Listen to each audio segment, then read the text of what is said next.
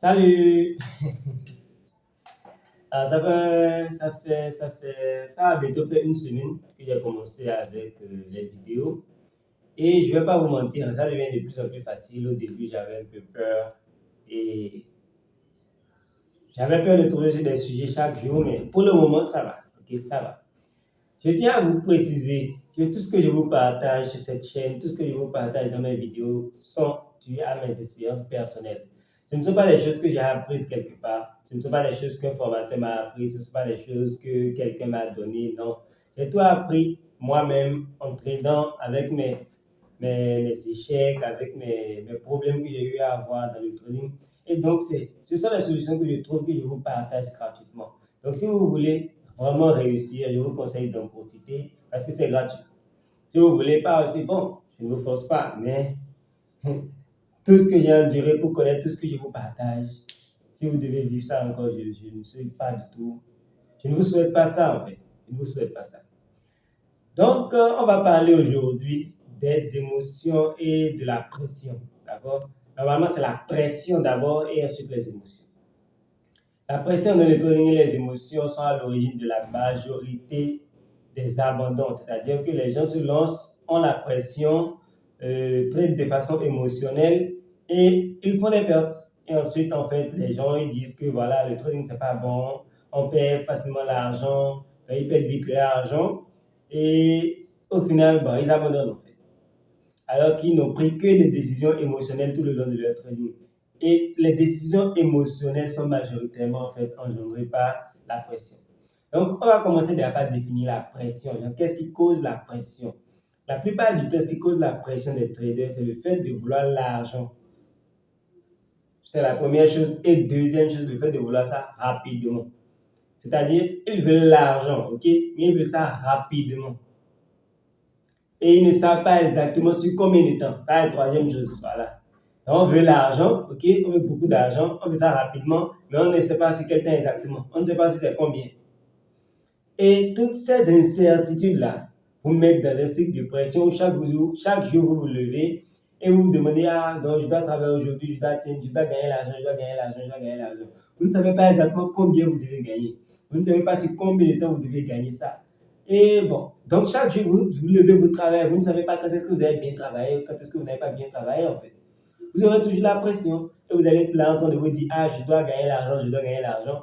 Et même s'il n'y a pas d'opportunité sur le marché, vous allez vouloir chercher une opportunité de force. Et c'est là qu'on parlera des décisions émotionnelles.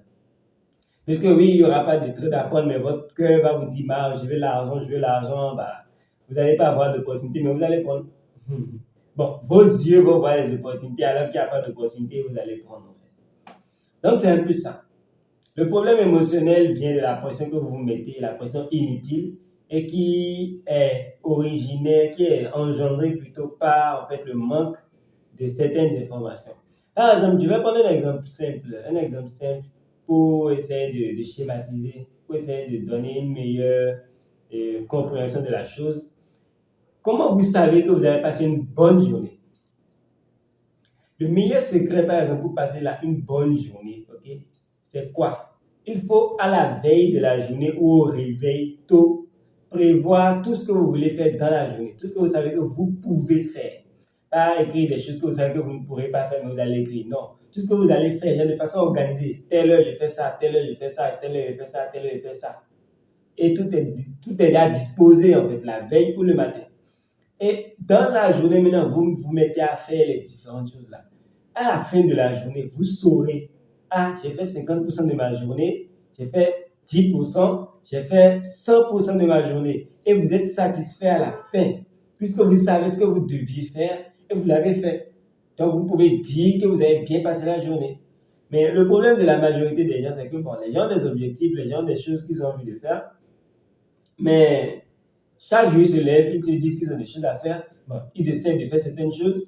Et parfois, ça m'arrive même parfois moi-même, quand je n'ai pas établi le programme de la journée, si je suis sur les réseaux sociaux, j'ai une pression dans la tête, le truc me dit, car tu sais que tu dois travailler, mais tu es là, tu es sur YouTube, tu sais que tu dois travailler, mais tu es là, tu écris aux gens, tu fais ci, tu fais ça.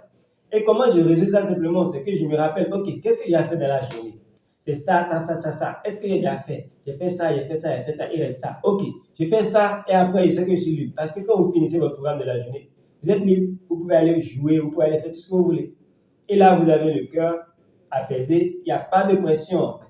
Donc, c'est le meilleur exemple que je vais prendre pour schématiser. Donc, il faut que vous sachiez exactement combien vous devez gagner, sur combien de temps. Et là, en fait, même quand vous faites les pertes, bon, vous savez que bon, tant que le temps n'est pas encore arrivé, bon, même si vous faites des pertes, vous pouvez récupérer et atteindre votre objectif, en fait. Donc, je vais vous proposer une façon de faire. Je vais vous proposer une façon de faire. En fonction de votre stratégie, en fonction du nombre d'opportunités que vous avez par semaine, en fonction de votre plan de trading, donc le nombre de trades que vous allez prendre par semaine, le gain que vous pouvez vous faire minimum par semaine, vous allez savoir, ok, sur un mois par exemple, si c'est par semaine que vous voulez travailler, ou bien si c'est par mois. Moi, je conseille de faire par mois, mais ça dépend de la stratégie. Moi, ma stratégie n'est pas fréquente, donc je peux faire même une semaine en perte, 2 semaines en perte, et la troisième semaine va me permettre de tout récupérer. Donc, c'est pour ça que moi, je mets ça sur un mois. Pour moi, je mets ça sur un mois. Donc, vous, si en une semaine, vous avez énormément d'opportunités, bon, vous pouvez mettre ça sur une semaine. Et vous savez que, ok, cette semaine-là, je peux me faire, si je respecte tel nombre de trades, si je touche tel nombre de TP, tel nombre de SL, telle somme. Donc, moi, je sais que sur la semaine, je prends 5 trades. Et sur 5 trades, je me dis que je vais perdre 3, je vais gagner 2. Ok? Donc, au final, si j'ai un capital de $50, quand je fais le calcul, en fait, avec le ratio de 1 pour 5, c'est que je gagne $70 pour chaque semaine.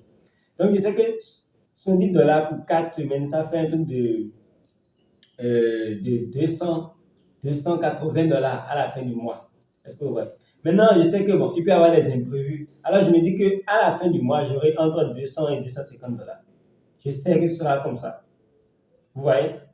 Donc, peu importe ce qui se passe durant tout le mois, peu importe ce qui se passe durant les semaines, bon, je sais que c'est un mois, c'est 4 semaines que je dois faire. Je sais que pendant les semaines, je peux ne pas avoir d'opportunité, ça ne fait rien. Je dois travailler pendant un mois, puisque bon, il n'y a aucune pression. Je sais que tant que le mois n'est pas fini, je peux encore travailler.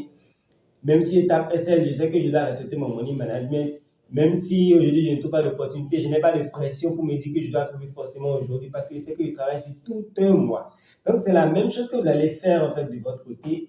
Et en fonction de votre stratégie établie, en fonction du nombre de trucs que vous prenez par semaine, en fonction du nombre de gains potentiels que vous pouvez faire, vous saurez, ok, après tel nombre de temps, je peux faire tel nombre de résultats à partir de mon capital initial. Et vous savez, vous allez essayer de diminuer un peu parce qu'il y a des imprévus, ok? Vous allez essayer de diminuer un peu ce qui peut arriver et vous allez travailler simplement en gardant en tête le jour où le truc doit se terminer et ça va vous permettre de rester relax en fait.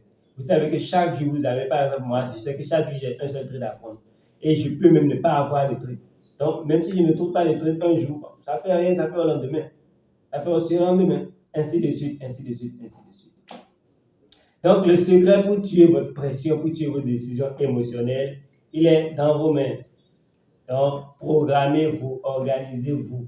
Sachez quelle somme vous voulez atteindre, sur quel temps, avec combien de trucs que vous devez prendre par semaine, par jour, et comment vous devez rester sur chaque SL. Vous devez essayer de planifier les choses. Je sais que dans presque toutes les vidéos dont je parle de planification.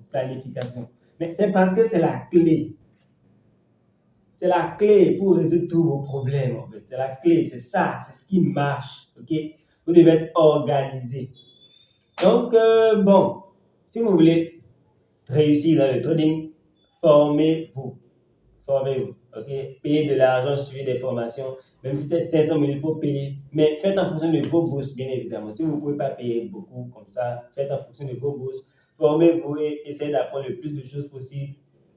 Comprenez vous-même, la formation c'est 30%, tout le reste c'est vous. C'est 70% du travail que vous allez faire en plus de la formation qui va vous permettre de devenir rentable. Donc, comme on n'aborde pas ces sujets-là dans les formations, ce qui va faire partie des 70% là, ce que vous devez apprendre vous seul, c'est ce que moi je vous partage gratuitement. Donc, j'espère que vous allez profiter de ça. Formez-vous. Et si vous voulez vous former chez moi, si vous avez envie de devenir un trader rentable, de vivre du trading et de gagner minimum 1 million de francs CFA à la fin de votre mois, chaque jour de votre vie jusqu'à votre mort. Cliquez sur le lien que vous allez voir dans les commentaires. On pourra réaliser ce rêve-là ensemble. Donc, je suis à la fin de la vidéo. J'espère que vous avez apprécié. Si vous avez appris quelque chose, like, commentaire, abonnez-vous. Partagez aussi. c'est comme ça que vous me payez. C'est ça, il n'y a rien à faire. C'est une obligation. Donc, donnez-moi dans les commentaires les sujets de vidéos que vous aimeriez que j'aborde dans les prochaines vidéos, les problèmes que vous rencontrez dans le trading que vous avez envie que je vous aide à régler. Et on va se dire à demain.